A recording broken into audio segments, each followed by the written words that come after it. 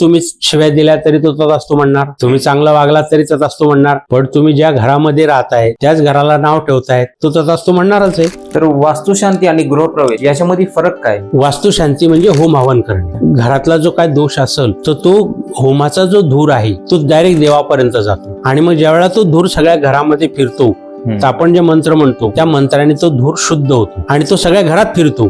तो घरात फिरल्यानंतर काय होतं, जी काय बाधा असेल, जे काय दोष असतील नसतील ते सगळे बाहेर निघून जातात आणि ते घर एकदम स्वच्छ होतं. सगळ्या विटा, माती, चुना, कोणाची नजरबाधा लागलेली त्या धुराने घर सगळं शुद्ध होतं आणि मग तो आपण तिथे वास्तुपुरुष पुरतो. मग तो वास्तुपुरुष पुरल्यावर काय होतो, खालचे दोष आपल्याला येऊ देत नाही आणि घरात तथास्तु म्हणतो. मग घरामध्ये तथास्तु म्हणतो म्हणजे काय, की तुम्ही शिव्या दिल्या तरी तो तथास्तु म्हणणार, तुम्ही चांगला वागला तरी तथास्तु म्हणणार, तुमच्याकडे काही नसेल तरी तुम्ही म्हणणार ह्या घरामध्ये मला खूप सुख आहे, हे घर मला खूप छान मिळालंय, मी खाऊन पिऊन समाधानी आहे, माझ्याकडे